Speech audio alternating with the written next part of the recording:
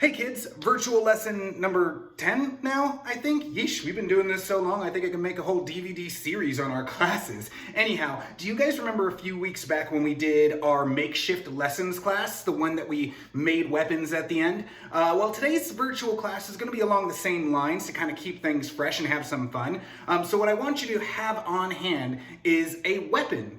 One for each hand. So 2 weapons, 1 for each hand. And these can be like a toy weapon. You could go to your toy box if you have toy weapons, or a makeshift weapon like we did a few weeks ago, like a ladle or a spoon. And this is gonna help us spice things up a bit and have a little fun today. Can you wait? Because I can't. Let's get this party started. Bam!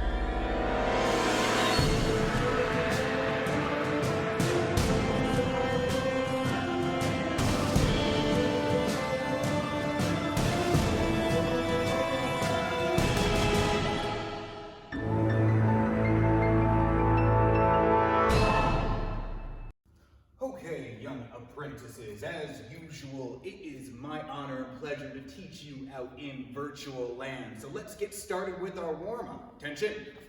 Wow, good job. Legs double shoulder width apart. Big squat, my count. Ready? 1, 2, 3, 4, 5, 6, 7, 8, 9, and 10. Good job. Let's do big jumps, knees to chest. Ready? 1, 2, 3, 4, 5,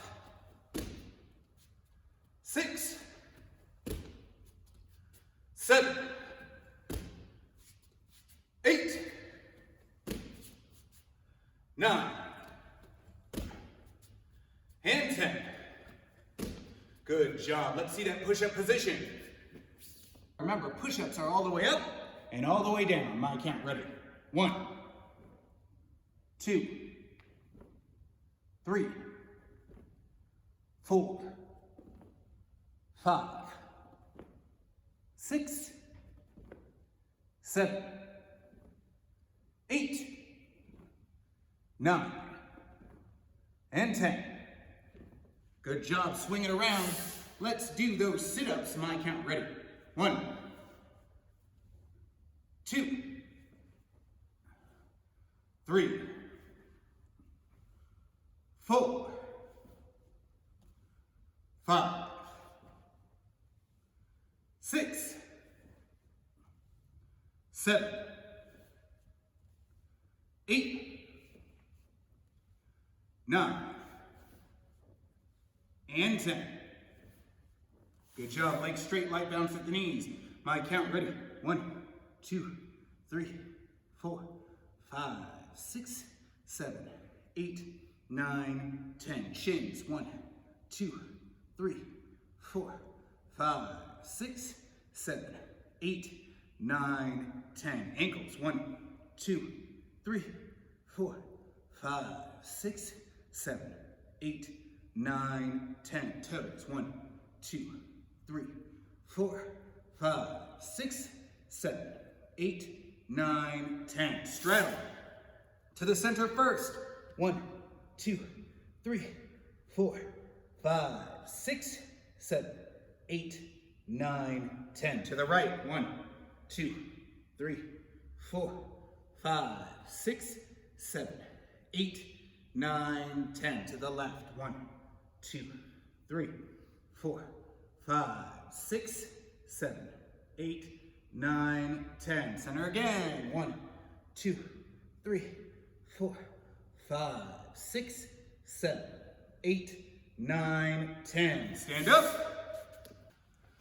All right. Left hand goes straight to the sky. Cross the body, underhooks, pulls. 1, 2, 3, 4, 5, 6, 7, 8, 9, 10. Same hand, same sky. Behind the head pulls. 1, 2, 3, 4, 5, 6, 7, 8, 9, 10. Right hand up to the sky, across the body and pulls. 1, 2, 3, 4, 5, 6, 7, 8, 9, 10. Same hand, same sky.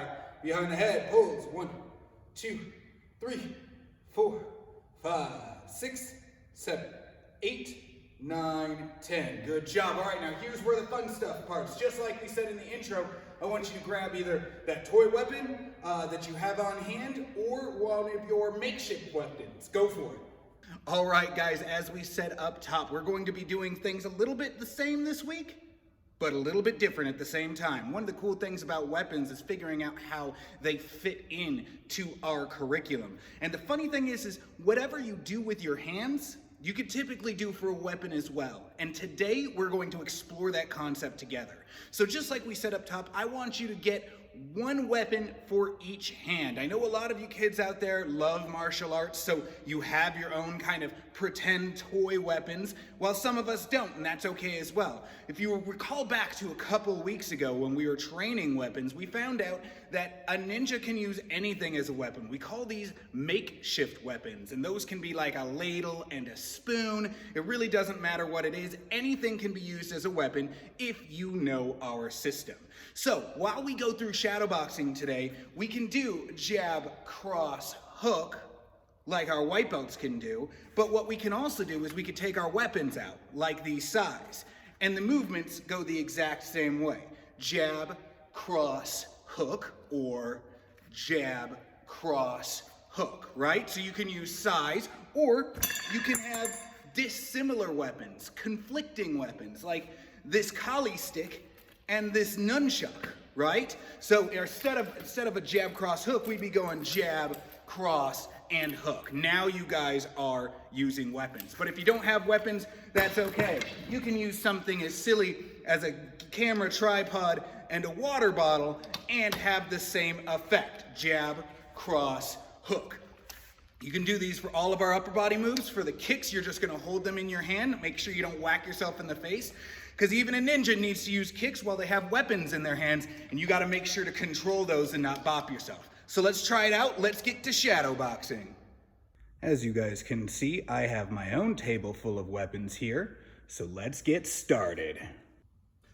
All right, guys, now remember, I want you to have a weapon in both hands the whole time, regardless as to what you're doing. I'm going to be using one weapon at a time to start, then pick up two weapons later on, but I want you guys to have two weapons, one in each hand. If you don't have two toy weapons, guys, you can go to the kitchen, pick up a ladle or a wooden spoon, put that in your rear hand, okay? You're going to keep weapons while I'm cycling through, just having a little bit of fun with you guys. All right, let's see that fighting stance.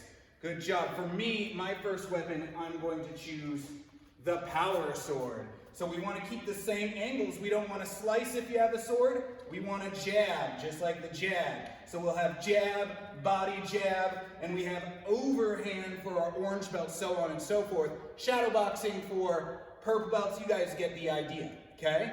So we put that in that front hand. We're ready to go with whatever weapon's in that front hand. Ready? 1, 2, 3, 4, 5, 6, 7, 8, 9, and 10. Good job. We're putting that secondary move on the list. For me, what I'm going to choose is the 3-section staff, or also known as the tri-chucks. Pretty difficult to use and difficult to swing, so what we're going to do is close them up. This would be my cross, this would be my body cross, this would be my uppercut, so on and so forth.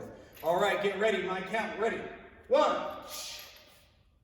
2, 3, 4, 5, 6, 7, 8, 9, and 10. Good job. Moving on to that front hand again, I think I'm going to choose the unloaded Nerf gun. Because when you don't have any more Nerf bullets, you're going to need to defend yourself somehow, and a gun is a great way to do that. We'll have hook, body hook, back fist, so on and so forth. Let's see it. My count. Ready? 1, 2, 3, 4, 5, 6, 7, 8,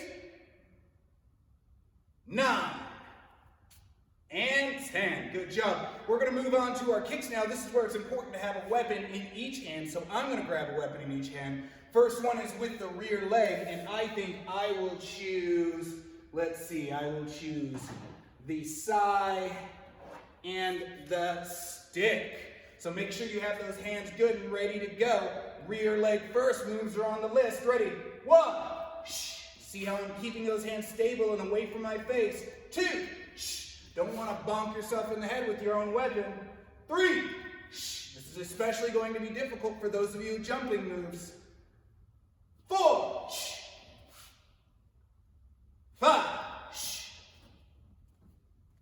6. 7. 8. 9.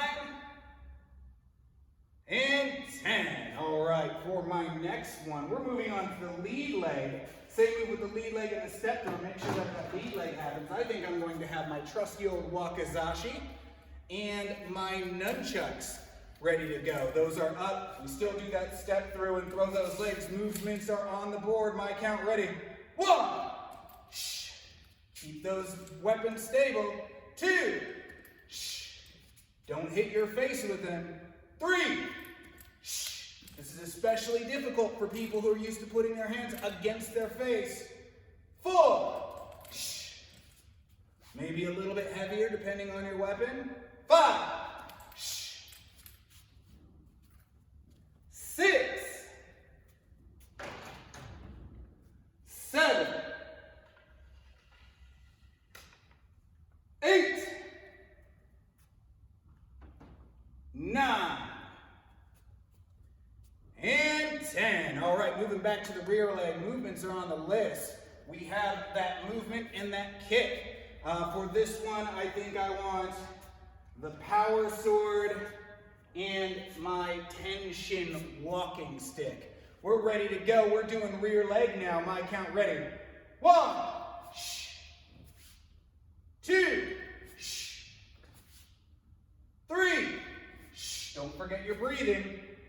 4. 5. 6. 7. 8. 9. And 10. All right. Moving for the last move, that lead leg. That lead leg move, I think I'm going to take my unloaded Nerf gun and go back to the side, because I always like the side. But this time, instead of using the side in, I'm going to use the side out. Hands are up, lead leg move. My count ready. 1. 2. 3. 4. 5. 6. 7. 8.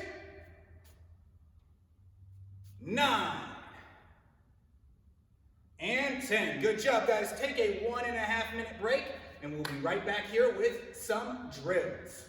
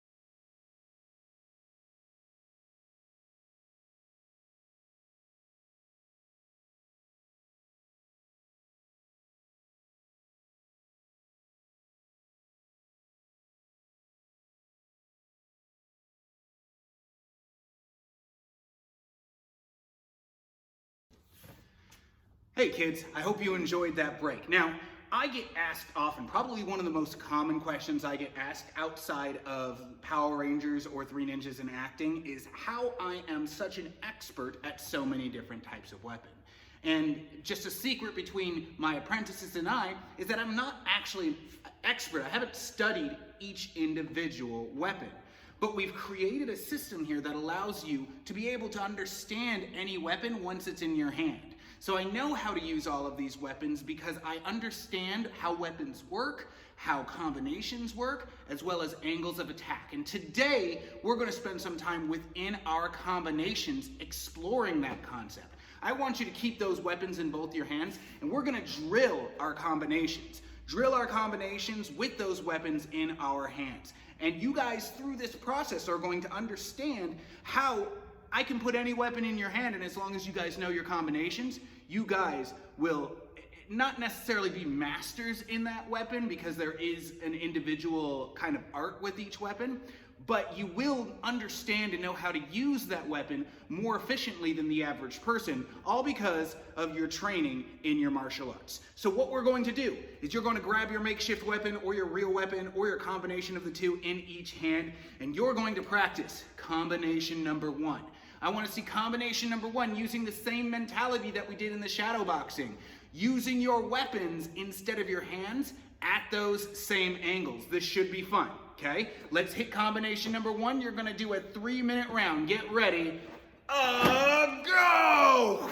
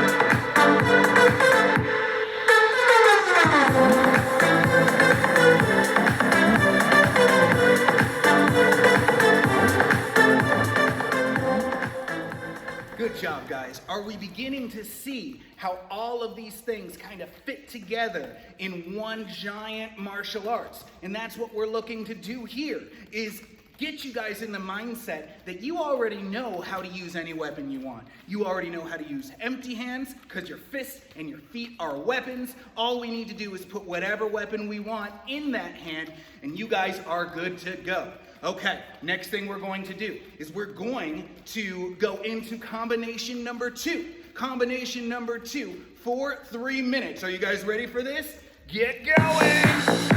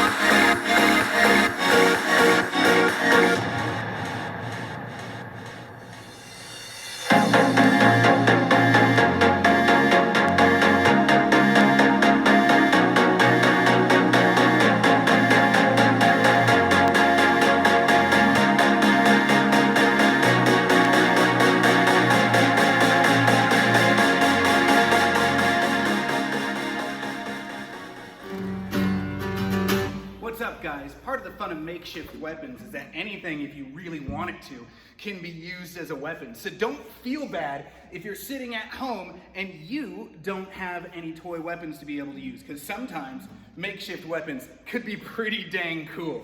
All right, so we did combination number 1. We did combination number 2. I want you guys to move on to combination number 3. Weapon in both hands. Make sure that we're controlling those weapons, because some of these combinations, especially in the higher belts, get pretty jumpy, get pretty spinny. So if you guys ever hit yourself in the face with your weapon, what do you think is going to happen in real life? All right, let's get into combination number 3. Go!